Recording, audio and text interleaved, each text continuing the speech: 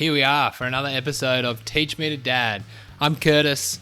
So glad you're tuning in for this. This week, I'm chatting to Jackson Steinbeck. Lots of good things from this chat, so I want to get straight into it. If you are liking this podcast, keen to keep listening, please let me know. I'm really keen to hear from you. Like, subscribe, all that stuff. That helps people find the podcast, helps it pop up places. But let me know. I'm keen to hear if this is worth continuing. Thanks for those that you have been letting me know. Glad you're enjoying it. And hey, pass this on to another dad who you reckon would be keen to be in on these kind of discussions and listen in.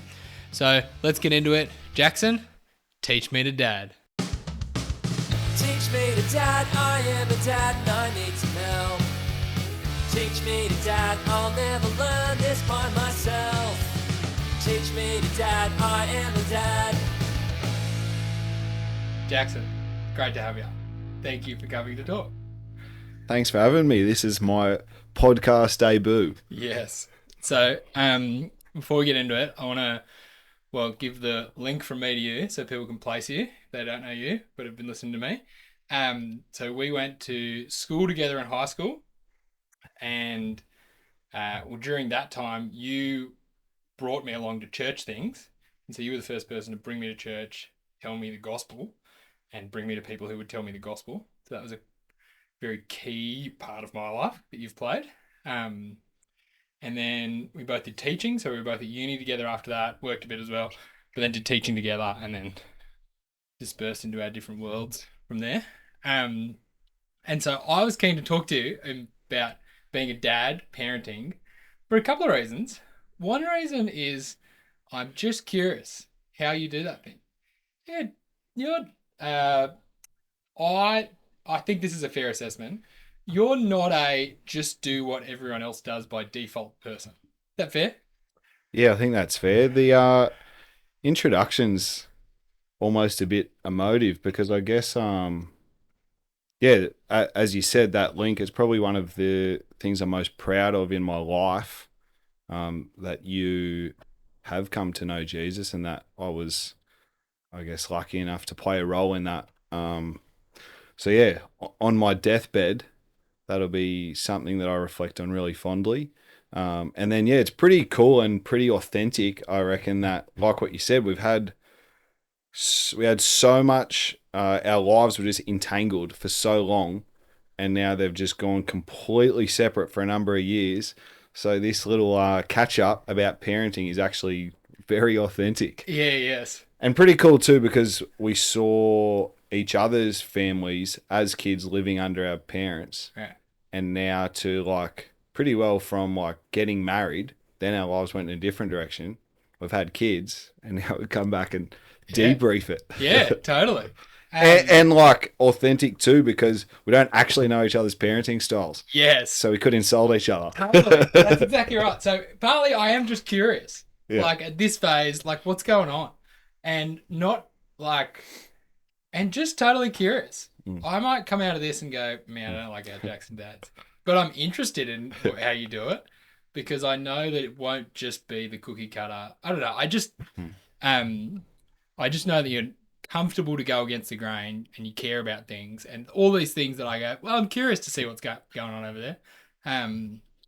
Yeah. And on that link, just for your deep satisfaction in your life, as you reflect on your deathbed, the impact will trickle to my kids.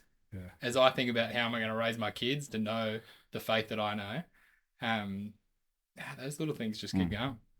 Yeah, it's pretty, when you think about families and when I've reflected on my parents. So my parents are the ones who have brought Jesus into our family, particularly my mum who drives it really hard. But yeah, I think about that, and it's like she's the one that brought the gospel, and then I've got this responsibility for generations to come. Like, it's pretty big thing. But yeah, I guess back to what you said about parenting. Adrian Haynes once told me that parenting is the one thing that you can't tell other people how to do. So when Adrian Haynes tells you it's a sensitive issue, that's pretty well saying something. Yeah, yes. Where do you want me to start from? Like, well, here's the other thing, right, that I'm interested in. we've both done teaching thinking, and so Yeah. I've got a glimpse of you as a teacher. Mm. So I'm also curious how that plays in Mm. and how your experience as a teacher shapes how you think about your kids, and just your mind with a teaching mind. Um, I'm interested. I'm interested in that as well. Mm. Um, so maybe here's a question I had to start with. Thinking about you as a teacher, how long have you been out of uni teaching now? 10 years. So we finished together in 2013. Yeah. Started teaching term 4, and then been going since then. And you've gone in multiple different directions. I've just been doing the boring, sticking on the Yeah. teaching path. Um, what do you reckon's your brand as a teacher? Like if you Yeah, asked good 5 question. kids in the schoolyard, Yeah. tell me about Mr. Steinbeck, what would be some of the words you reckon Mm. they'd use? Yeah, it's a good question because so I've bounced between a few roles from classroom teaching and then in leadership positions. So last year I did both, and the year 6 class I picked up, they actually reflected to me and said, "We were petrified of you when you walked into the room, and everyone would make sure they were doing the right thing. But then once they had me as a teacher, they would, but they pretty well, their main reflection was on my poor sense of humor and dad jokes." Gotcha. So I think that um, firm, but we, relational, and yeah, massive on rapport and being able to joke and have fun with kids as well. Yeah, yes. Yes. Now, I gathered rapport would be a thing. Mm. Tough, but a rapport Mm. seems to be, I always imagined the way you get through to kids that other teachers don't get through to. Yeah. You're no nonsense with them, but you will care about them and persevere with them. Yeah, that's what I definitely, yeah, I think that's a fair summary Yeah, and yeah. what I pride myself on. Yes. I actually reflected recently with my wife that I think you're still lost to the teaching world. I think you've got a lot to offer there, but um, here's a question I've been thinking as I think about this and came for your thoughts. Do you think as parenting as teaching, are they similar activities or endeavors? mm, yes and no. So it definitely impacts, like, I feel like it's easier to, because there's the whole idea of you don't get taught how to parent, which is pretty intimidating. But I think as a teacher, kind of from toddler, you've got that experience of, I guess, like discipline is not uncommon to you, giving people directions, all that kind of thing. Whereas maybe someone, I think from watching my friends, those that aren't teachers, it's a little bit more of a foreign thing. Certainly the baby is, though, you've got to do your own research and work out your own philosophies there, because that's nothing alike. But yeah, certainly as my kids get older now, kind of with a 7-year-old and 5-year-old, the way you relate, there are certain, yeah, especially kind of in being firm, expectations, follow through. They're definitely the things you learn, like how kids, yeah, need consistency, firm expectations, how they respond to different things. So there's heaps you learn, Hmm. but it's still a completely different ball game with your own kids. Yeah, yeah. The emotional investment, the not clocking off at 3 o'clock. Yeah. Um, you don't hand them back; they're yours. The pressure, yeah. Yeah. Um, are there things from seeing heaps of different kids in teaching that's made you think differently about how you want to go about your kids? Like things that you consistently seen in kids that are doing really well, or things that you think this kid's been deprived of this thing. I don't want to, like, you know what I mean? Is there Yeah. things that you've seen from seeing 10 years worth of kids Yeah. in mass Yeah. that shapes how you think about your small crew? Oh, we should say, tell who's your family? So my wife Claire, and then my son Charlie is 7, and my daughter is turning 5 on Friday. Yeah. So yeah, 100% impacted by kids I've taught and seen. You get a glimpse of how people parent, um, as you talk with parents. Um, what have I learnt from that? I think there's this big movement in society to enable. that's scared of discipline, that sees discipline as unloving, and that wants to catch your kid every time they fall, not let them cry, not let them suffer or go through difficult times. And I don't think it works. Okay. What do you mean enable? Enable what? Yeah, good question. Maybe enable, or put kind of enabling and self entitled, or probably enabling leads to self entitlement. So, what is enabling negative behaviors? Gotcha. So, not putting them to bed early. So, that was a phrase, not literally putting them to bed early. But yeah, so enabling poor behaviors because I feel like there's this push in society that, saying no or being tough can be unloving and do this damage to children and all these things it can do. I think we're starting to see the effects that not being strong, firm, using discipline can actually have on kids, because enabling, I think, can lead to self-entitlement.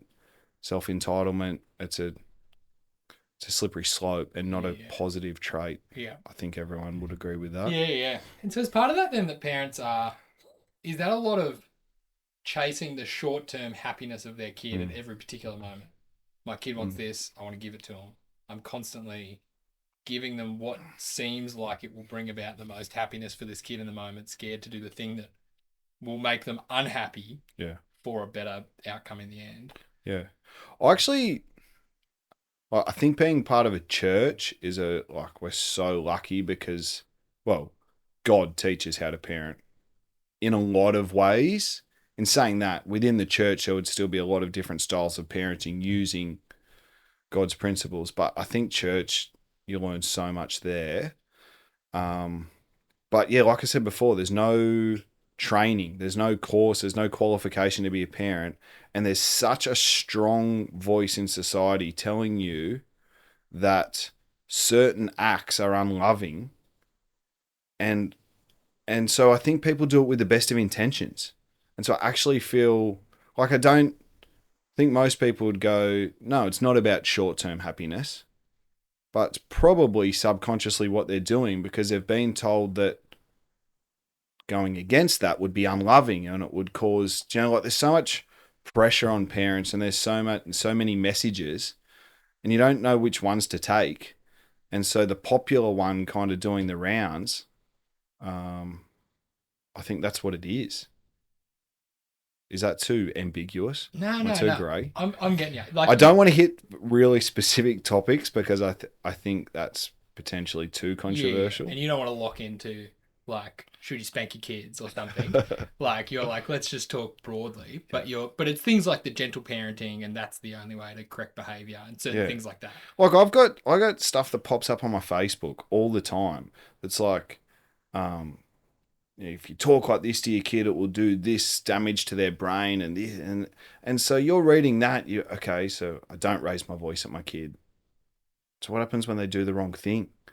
And I remember talking to a couple of people at work about this when we'd all just had really young kids, and they're going, it's like, you talk about discipline. What does discipline look at? Oh, we do timeouts.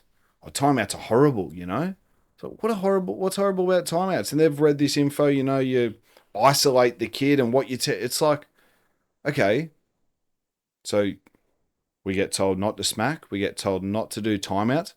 What do you do? Yeah. Like gently say, that's the wrong thing. Like they don't, and yeah, you're removing. Would it be right? It's removing every consequence. Yeah, because the consequence has a negative outcome for the kids, and maybe that negative outcome will have a really deep, ongoing, long-term negative outcome, and so then you're scared to do anything negative. Yeah. Timeout as isolation brings about this shame in the kid, or that will sit with them they don't forever. feel loved. Yeah, all these things. All these crazy and And so I think it's another, like every movement, a massive overcompensation from let's say our parents' generation and before, where smacking was normal, And strangers could do it to your kids.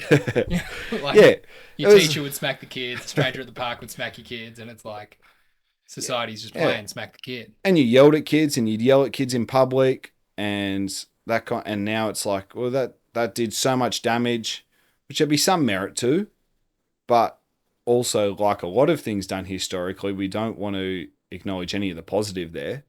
We don't want to say, actually, there was a lot of positive that came out of how our parents or grandparents, they taught respect, they discipline.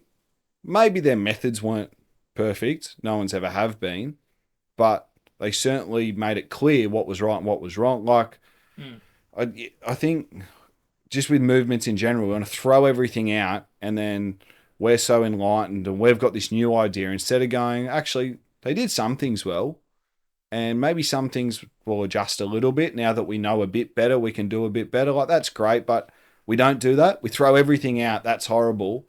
And we've got all this new technology and research, so we'll all parent heaps better. And I don't think that movement's working. I've gone super deep. No. So this is the thing I've been interested in, right? So when you study teaching, a big thing is classroom management. Yeah. How do you manage a classroom? It's about behavior. Yeah. It's like you can't teach if the class is off the wall. How do you manage that? How much does that carry over to thinking about discipline, character development? And how much does that, in your mind, what you're trying to do with a class, match what you're trying to do with your kids? Are they similar things, classroom management and fatherly discipline? Yeah, I think there's a lot in common, because as a teacher, anyone that teaches, they know that they do have a deep care for their class. So there'll definitely be overlap. And so you want the kids to be respectful. You want them to be resilient. You want them to have a strong character. Like, those things are all more important than their academics. So you set your classroom up that those things are instilled, which is, so it looks different with 30 kids in a classroom from 9 till 3. But interesting you talk about classroom management, because where I work now, we've kind of been challenged on a few of those things, and I think helpfully so in some of the things. So we're not big on extrinsic motivators. We really drive intrinsic. Yeah. We're not big on screaming, which again, I'm all for, because that's probably an old school method that not overly effective. Yeah, I always felt with teaching, even when it was me and I'd find me doing that, that's actually just a sign of my loss of control, not a tactical response for, you know what I mean? It's like, I'm out of options, but I'm bigger and louder and have a deeper voice in the class. I think this will get the attention. Yeah. And so, but that's not to say you don't raise your voice, you don't use different tones, you're not firm, there's not logical consequences. And so, our school's helpfully challenged in and around that. And so, like, to start with, we're kind of like, all right, we know what not to do, but what do we do? And so it's been this helpful journey of like, all right, we're kind of working out how to do these firm expectations, high expectations, logical consequences without humiliating, without screaming with it. The whole, like, I guess the thing with teaching and parenting is sometimes you do isolate and embarrass, and sometimes it's really hard to avoid. Sometimes your emotions get the better of you. Sometimes you need to apologize. That's good. Yeah. Grows your character. I find the hilarious irony of yelling at my kids for their lack of patience. Like, just wait. Yeah. And it's like, that was my impatience. Yeah. Snapping at them for their impatience. Yeah. It's hilarious. Do you ever think about why do kids yell at each other? No. Like, I just said, like, my kids yell at each other when they're frustrated. I'm like, is that a natural human frustration? Or did you learn that from me? Or is that learnt or I've never natural? seen any kids or families yelling at each other. Does that happen in your household a lot? I've just heard about it. So I remember with classroom management, right? Now I'm out of the game, that positive reinforcement was the thing. and it was like get on the front foot, reinforce all the positive behavior, and behavioral impact is like 90% positive reinforcement, 10% having some backstops of negative when that doesn't work. Do you reckon that's good for teaching, for parenting? Like, Yeah. yeah. Yeah, so that's what Positive better than negative. Yeah, interestingly enough, that's part of the challenge, and I guess the research that we've delved into where I work now, because again, we've moved away from the positive extrinsics as well. So reinforcing good behavior, yes, but reinforcing it for the deeper reason, which obviously at a really young level in kindergarten is not all that deep, but trying to help people understand why their behavior is good, as opposed to that was really good, have a lolly. That was really good. It's like how you train dogs. Like how you train a dog. Yeah. So yeah, I think like the public school system a lot of them runs off a PBL system, which is really high extrinsic reward. And like, it's funny, there's the old saying that you can make research say whatever you want. And that's what's interesting working in different systems. There's a lot of research that says the positive reinforcement with the extrinsic motivator is really positive. And I've read really good research that's also said once the carrot goes, the behaviors go. Yeah, okay. That's interesting. Yeah, I think I would default imagine that when the carrot goes, something's just been a little bit ingrained. But I have no idea. Maybe that's not the case.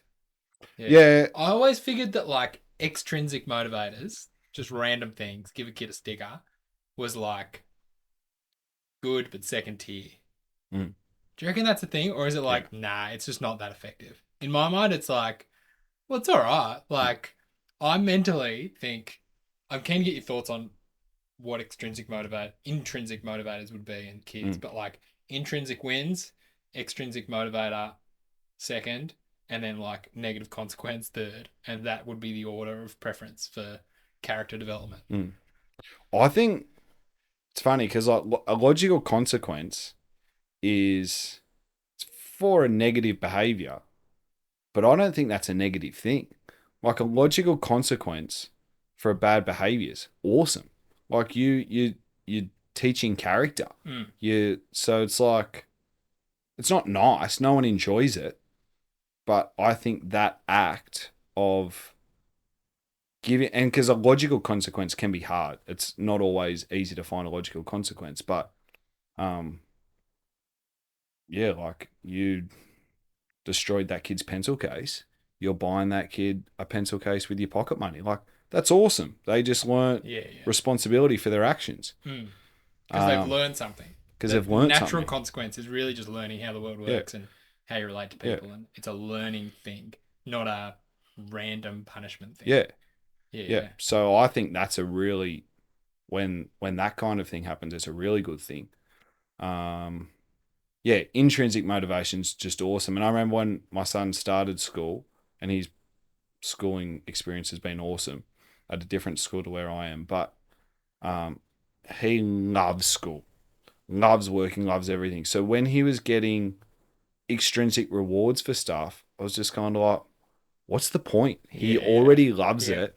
And so we're at risk now of, once the extrinsic reward goes, he goes, why do I do it anymore? When initially he already had the love, so why do it? Almost replaced the intrinsic motivator with an extrinsic motivator. So there's risk. Yeah. But I'm sure for 75% of the class, that was a brilliant play because they probably didn't love everything like he did. But is it like, if this analogy works, it's like a kid that grows up loving playing footy and he just loves it. He plays it because he loves it. And he grows up and he gets paid money to play it. And then at some point they say, we're not going to pay anymore. And he says, well, I'm not going to play anymore. Yeah. And it's like, mate, you used to just love this game. Yeah. But now that's caught up in it. Yeah. So I reflect on that. I get footy players are going to feed their family.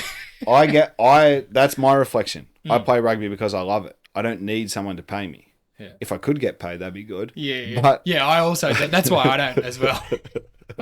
I just don't. I'm just above that. So one of the studies was, there's a whole bunch of kids that went in and did a puzzle.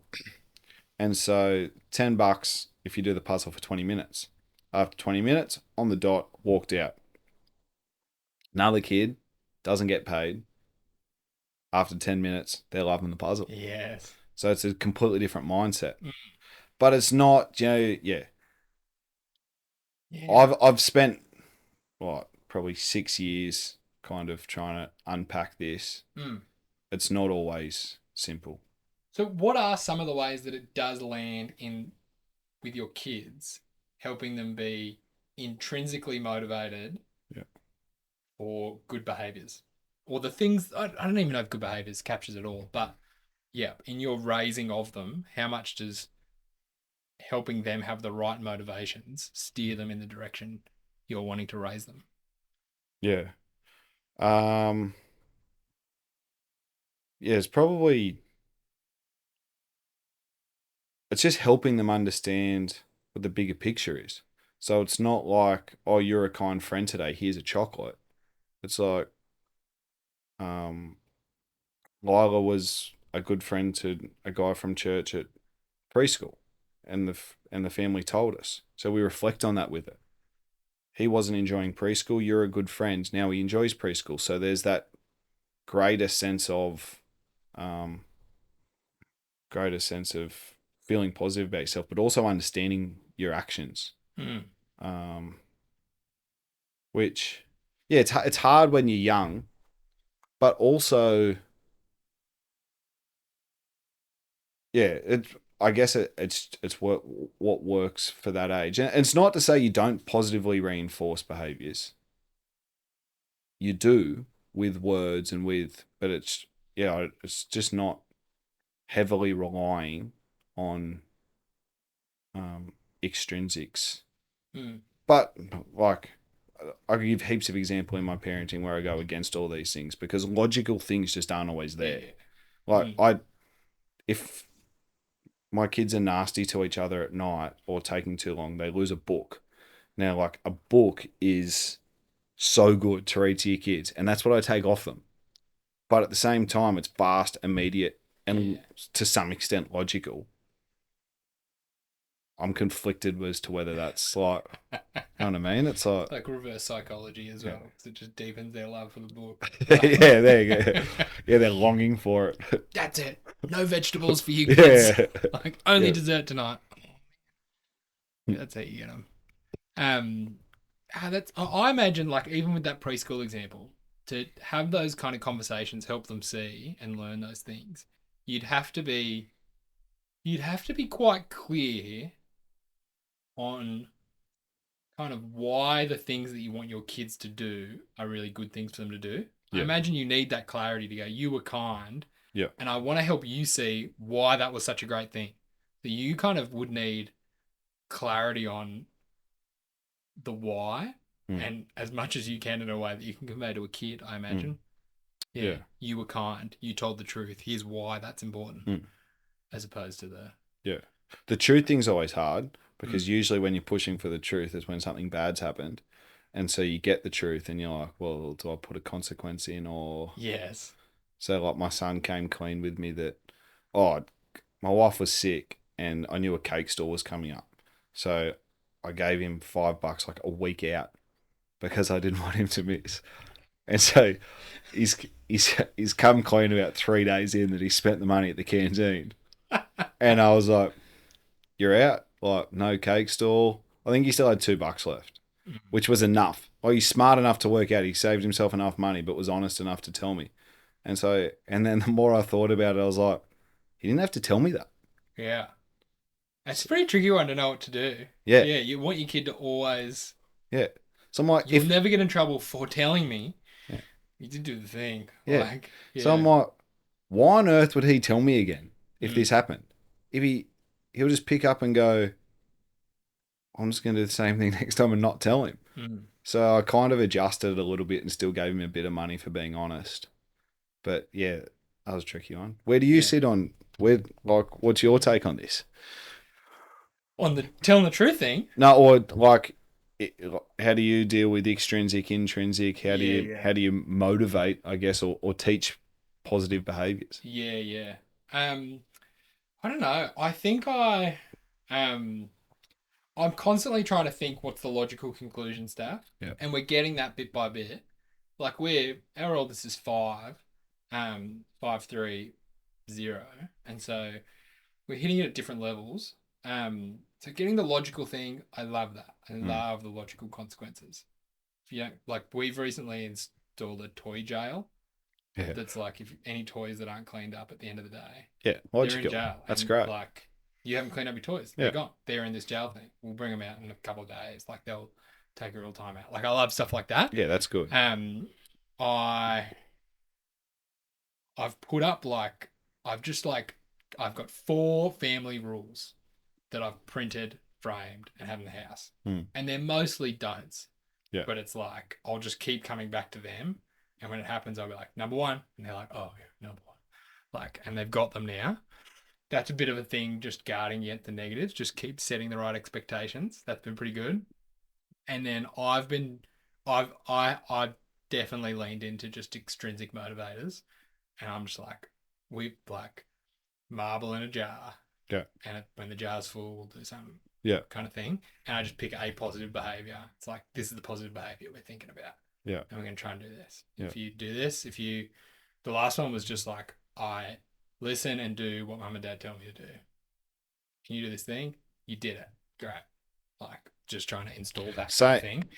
So, like, same, well, obviously for a baby it's different, but yeah, she got no marbles. Do you parent differently with different kids? Yes.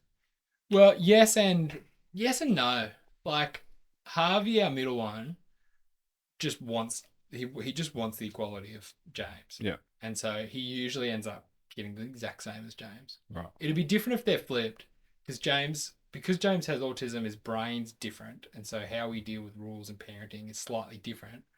But I think Harvey just wants a part of it anyway. Yeah. So Harvey's happy to play ball. Do you feel like extrinsics are a more black and white thing that will be easier for James to understand?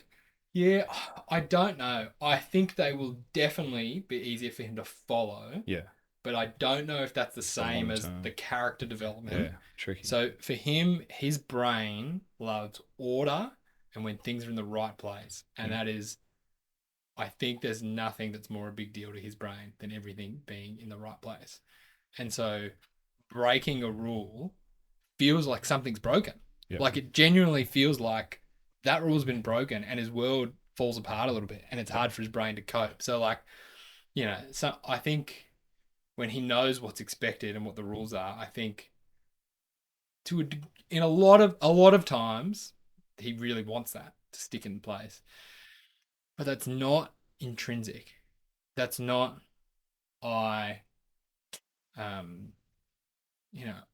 I'm kind to this person because I want to be kind and I care and I've learned empathy. It's nothing. That's not the same. So I think that's only going to get us so far. Yeah. And that's the argument from the intrinsic motivating side is that extrinsics do only get you that so far, and which is why I guess the education system for the most part will go, yeah, they're great, because the argument on the other side is, yeah, it'll probably get you through that. But what does it do when you come out of that? Yeah, that's right. So when I was teaching, I felt like my strategy of classroom management was just a short-term game. 100%. It was just like, when it was casual, I did the same thing every day. I got all their names up on the board. When they did something good, I gave them a home run. We just called it baseball. Yeah. Did something wrong, we got a strike. There was things for 2 strikes and 3 strikes. And at recess, whoever had the most home runs got to pick something from the box of destiny or something from the mystery box. Yeah. And I just did that every day. And it worked awesomely for the day. Yeah. But like, that's nothing. Yeah. That's not shaped a kid. The kid hasn't learned why it's important to listen to a teacher or share. Like, it just got me through the day. Yeah. Which is kind of casual teaching. Yeah, you're just getting through the day. It's survival. It's survival. But it does make me think, even just now, thinking, with parenting, does that just get me through the day? But that's not the same as character development. Yeah. And the kind of raising a sort of person. Yeah, it is that kind of intrinsic thing. Mm. Yeah, it's interesting. Well, my parents, with one of my brothers, went hard on the extrinsic. That's what they felt like. That's the only thing that worked at the time. Was the only thing that got through. Um, felt like they felt like they were out of options, and it was a black and white option, and Mm. worked. Can Like, I think you touched on something before. Can you wean off it? Mm. My theory, based on not much, is yeah, I reckon you can. Yeah. And I But reckon you, you can learn like everything, habits. you got to be intentional. So I'll give Yeah, you an example, a very simple, trivial example. I think kids learn manners from habit. I don't yeah, think they learn it from first principles. I think they learn manners and then they just stick with manners. yeah, And at some point, they learn that manners are a kind, polite way to yeah, treat people. yeah. So I've heard the arguments like, what's point in them saying sorry? They don't mean it. But it's almost like what you just said. You grow into it. Yeah. So it's still important that you realize you need to say it, even when you don't fully get it. Yeah. I feel like we do that with our kids. Sorry is really important. And I feel like it was just the other day, and Yanni's like, made a big deal to make it a big thing. Like, Harvey's did this thing, and he was so quick and said sorry straight away and checked on this person. And I was like, yeah. That's cool. Like, that was a genuine one. That Yeah. wasn't because a parent made him. Yeah. But we've made him say sorry 1,000 times before that. Yeah. Um, I remember sitting, I think we're in Nelson Bay, and sitting in the corner, I think it was with Charlie. He was probably like 2, which most people think is like parent abuse. But like, he had the longest time out, and we just sat there. I was like, you know you need to say sorry. Like, you've done it before, you know the game, and just point blank wouldn't. yeah. Man. So here's my question for you. Yeah. When a kid's old enough Yeah. for consequences, to know they're doing the wrong thing, When are they old enough? Yeah. like to start in any form. In any form? Yeah. Well, I think, yeah, it's not pre-1. Definitely not pre-1. Pre-1 is just fit every need they've got. And when they chuck food on the floor, pick it up for them, suck down. Like, that's just your job. 18 months, maybe not. I reckon it starts to transform around 2, give or take. I think it's very different, and you've got to pick low-level things. But, I mean, like, I think it's pretty clear that if your 2-year-old hits another kid, that kid, it's pretty reasonable to set the 2-year-old out of that play environment, and they keep learning that. Mm. So I don't know, but it's different. Like, it's the level of disappointment and parental, my kid, it's gonna be pretty low. What can you expect from a 2-year-old? Mm. Sometimes I think about it like this with discipline.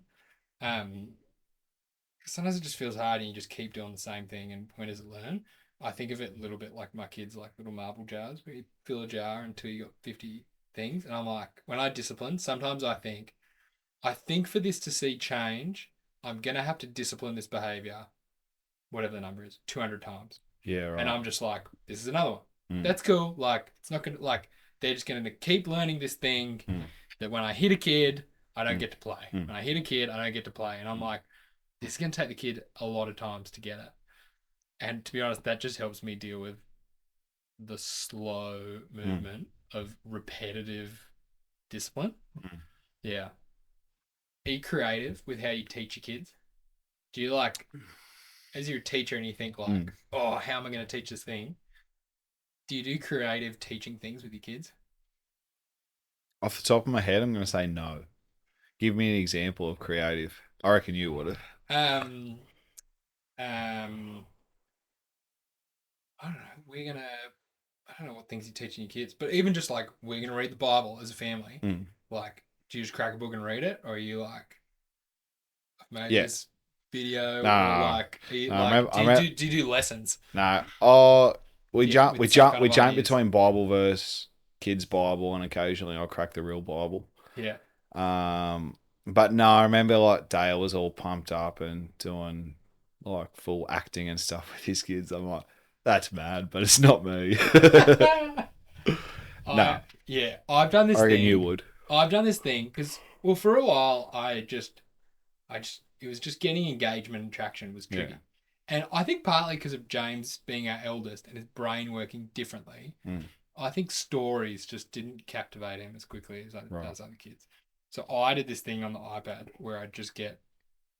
It was almost just like a Apple Notes app. It's a different app, and it just had like different little lessons, and it's just like God made trees, Mm. and I'll be like God made trees, a Bible verse about God making trees, a couple of sentences that's like God made all the trees. Every tree God made. Something that's teaching that poem. And then I just like recorded like some sounds and they just press the button to play the sounds. One would just read the Bible verse and press it. One would just be something funny that was just be like, "Whoa, I'm a tree. Thanks God for making me." Like some weird like that. And then the main point, God made trees. And I just read a Bible and then we just press buttons and do something. I That's love mad. it. Yeah, Like, you would. and it was great. Okay, you'd be good like that. I don't think my Like, brain's very good like that. but I just have ideas and then do them for yeah, 3 weeks. why and then, not? That's and then sick. They Mix fizzle it out. up. I'm good at starting ideas. really good at starting. You're the them. idea guy. Yeah, You're always the idea guy. Yes, I do. What was your so? What's your What's your? Well, you're there now. So, baby, Mm. how do you parent a baby? So from what I see, there's two schools of thought: Yeah. hardcore routine, or um, kind of the baby shouldn't cry, Yeah. and when they're hungry, they're Yeah. fed. You can tell me if there's any more, but that's Yeah. I kind of I've say got very two. fixed thoughts on this. You do? Yep. And they fixed when my first one turned 1. Yeah. I had all the epiphanies and I'd figured it out. Right. My epiphany was none of that matters at all. Right. Not at all. Just do whatever works and knock yourself out. We tried some of the routine things. It didn't work. And I actually think it didn't work. I don't know. I look back at James and think, oh yeah, that's what was going on. Like he was tricky just to settle and whatnot from a pretty early age. So we tried the routine thing, didn't work, and then we did something else, and now it worked a little bit better. But I remember through the first year of particularly our first, every parenting conversation being about sleep, sleep quality in our kid. And it wasn't until later that I was like, this is nothing. Like, this kid's going to grow up and sleep fine. Yeah. Like, this is an irrelevant thing to obsess over in the first year. And so people would ask me about my 4-year-old and be like, how's he sleeping? I'd be like, ask me about his character. Yeah. He didn't have much character. Like, he was a 4-year-old. Yeah. Like, it was a point. But I did find it, like, I felt like the first year was obsessing about a lot of things that I, in the end, look back at as trivial. Yeah. Yeah, it's not a bad shout. I think a lot of that, though, is for your own benefit as well, right? Because, like, the parents, probably particularly the mum, need to be in a decent headspace. So it's like, if the kid's not sleeps impacts quality of life. Does their sleep as a 1-year-old impact them as 21-year-old? No. Yeah, yes. But is it helping mum survive? Yeah, I guess that's it. It's just practical. Yeah. I think I felt in the first year of the first kid that how well my kid was sleeping was how well I'm doing as a parent. Yeah, I hear that. And I hated it. Yeah. And I got out of it. And so this is back to Adrian's conversation about to tell people how to parent. Yeah. I don't know when it would have been, 5 months in, I went, oh cool, I'm done talking parenting with parents. Yeah. Now I'm finally out of that trauma and I can do this podcast thing and talk to people about parents. It's like but when I've you taken get a 5-year hiatus. Yeah. It's like when you get married and like people don't say morning, how you going anymore. It's like, how's married life? Like, good, and if it wasn't, I'm probably not going to tell you. Like, married life, private. Yeah. Like, how's your kid sleeping? Shut up. Yeah. So not good. Yes. Yeah. Yes. It's just as much as like again, it's just like the typical, half the time, the typical Australian thing, like, morning, how you going? Don't care. Yeah. You have to say good. Yeah. Yes. But it's like, oh, they've just had a kid. I should say, how you sleeping? I think I did to someone at church on Sunday. Hey, Nick, you getting some sleep? I think it'll be different. I'll ask him how his baby's character is. Yes, do that. So here's something I'm keen to get your thoughts on, because I reckon you'll have thoughts on this. But the question's not in itself. Now you'll think it is. Um, Because I'm sensitive. do you reckon your kids are gonna have all your own character flaws? And do you reckon there's much you can do to get around it? Yeah, it's a good question. Um, it's funny as you watch kids play out like, and that's a good teaching relating one actually. When you have meet the parents and you're like, yeah, same, same. And then you're like, well, how do we fix it if it's same, same? Mm.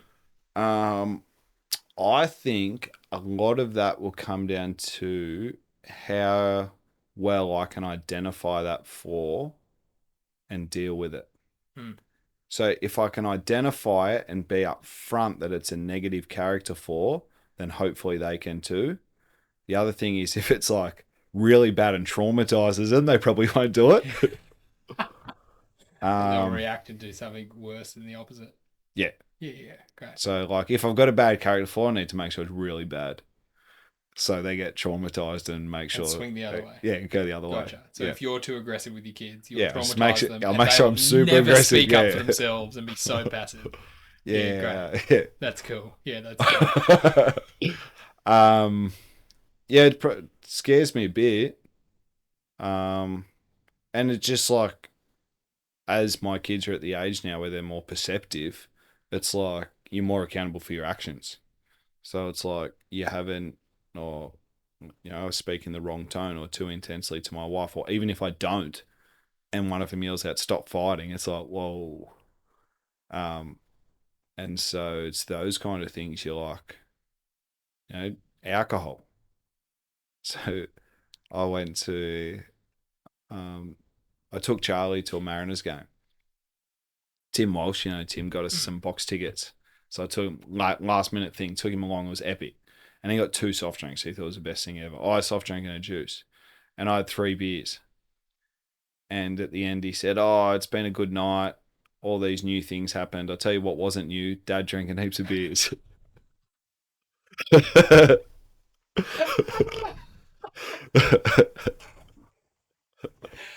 That's brutal, right? And so Yeah. we got out of the car and I was like, "Why did you say that?" He goes, "Well, you did."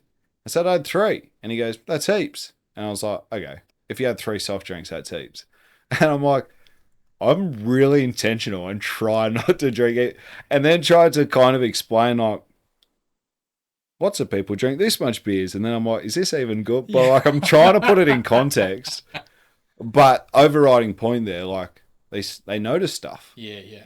So what? And I notice stuff like you continue to notice your own character traits as you parent more, and you're like, oh, I'm my mum and dad. Yeah. I'm doing that thing. So it's like, yeah, I think it's inevitable they take on some of them.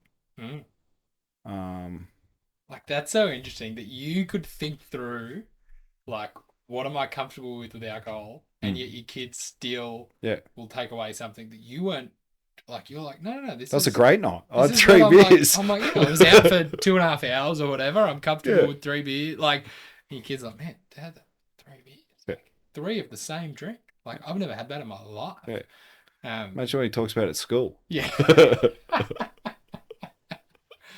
That's so interesting. Yeah. Yeah, so character flaws, I think it's inevitable to a degree.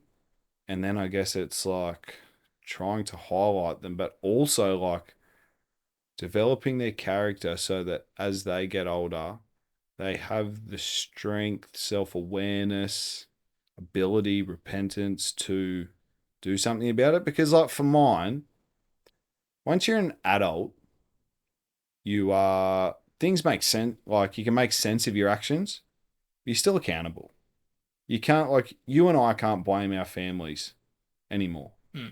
Like when you're young, you can to a much greater extent. Now it makes sense of things, but it's a weak excuse. Yeah. Everyone's dealt different hands. Like you got to take responsibility for your own life. Yeah. Yeah, man. I wonder at what age you want your kids to be critical of their father and be like, my dad's like this. I don't like that. I don't want to be like that. Yeah. Like, you imagine you want them to have that. Yeah, that's a good Otherwise, they question. will just get every flaw that you have. And Mm. if they just think you're great, like, we don't want to be the standards of Mm. character for our kids. Yeah. You want them to take the good and weed out the bad. Mm. Maybe we need to, yeah, I don't know. And Yeah. that's another thing. It's like the view of your parents thing. Like again, like historically, like my dad won't say a bad word about his dad, but I know there's plenty to be said. But it's that like you don't speak ill of your father, Mm. whereas now it's like in our generation we know everything and our parents suck and everyone sucks and we'll do it all better. So yeah, like what you said, you want your kids to have that respect, but also I don't want this trait. Mm. Like, do you like you want your kid to be better than you in every single aspect? Do you Yeah. reckon? Yeah. Yeah. Every single aspect. Every aspect. Yeah. Yeah. Except for not like able to like outrun you or out basketball you, like except physically. Great point. Yeah. I Yeah. told Charlie recently he'll never do any of those things. Have you thought about? I've seen like videos of like um dad and sons like on every birthday they have like a running race. Oh They yeah. do the 100 meter Yeah. just to see when it happens. Yeah. Yeah. So That's my pretty my cool. dad told me you'll never beat me in a race, and I finally did. And then I'm pretty sure he got diagnosed with MS probably within 12 months. So I'll look back on it and I'm like, I don't think I ever did. You're not the hero of that Right. story anymore. No. What's that? What's the movie where he's like just wants to beat his stepdad and his stepdad's dying? Hot Rod? Hot rod. Hot Rod. Yeah. His stepdad's dying and he's like, you can't die till I beat you up. That's what I want to be like. Yes. But not really. No, I want him to be better in everything. Yeah. All right. Last question. What do you love about being a dad? Um,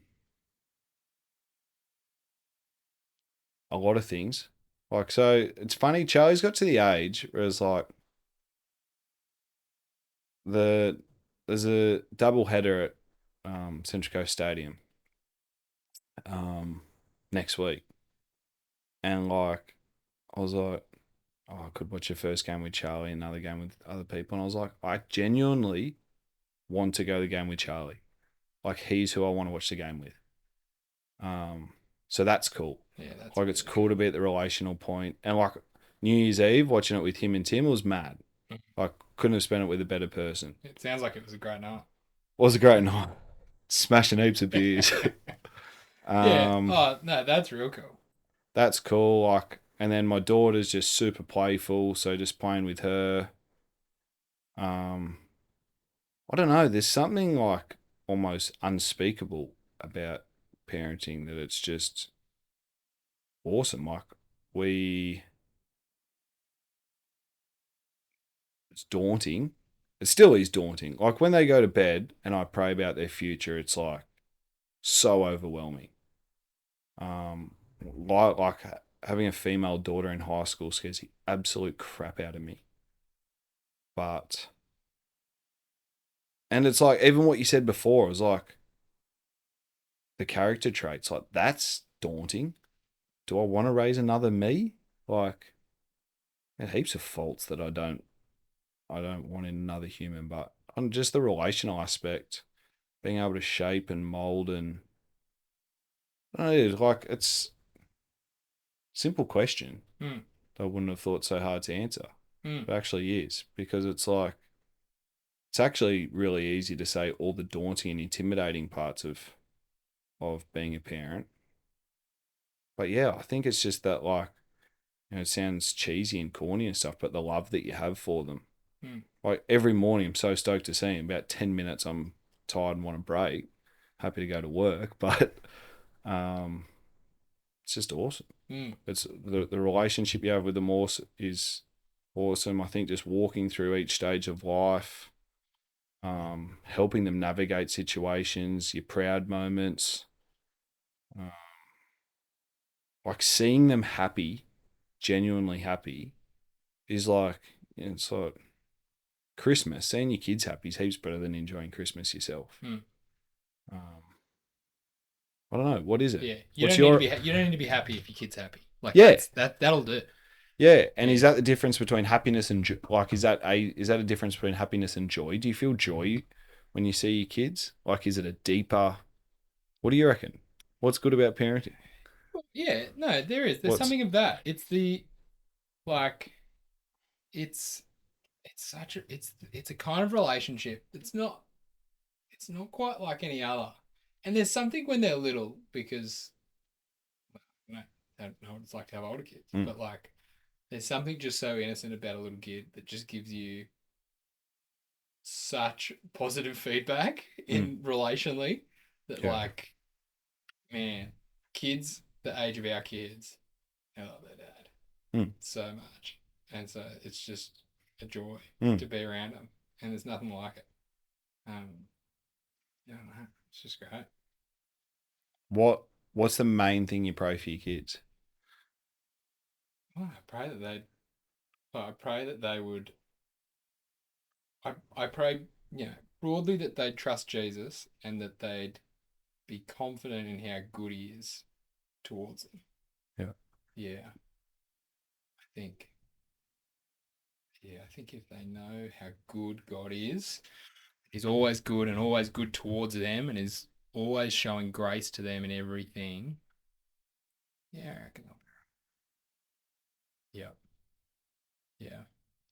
I was thinking back on the flaws thing when you were talking about it before. That our wives will play a big role in that. Yeah. I think, will your kids end up just like you? Yeah, except Claire will almost, by the fact that she knows you and knows the kids, will bring that different end that will almost correct all those things. Yeah. I'm sure together, us and our wives will bring a whole new set of issues. We're not going to raise the next perfect generation, but there is something about it that which is why it's so important in who you marry. Because it's not just us and our character down to our kids. There's another person that balances and strengths, weaknesses, knows our flaws, knows how to, look, that's been heaps, lots to think about, and lots that I'm keen to keep pondering about. And so it's been great. It's been good chatting now. Thanks for chatting. No worries. Thanks for having me.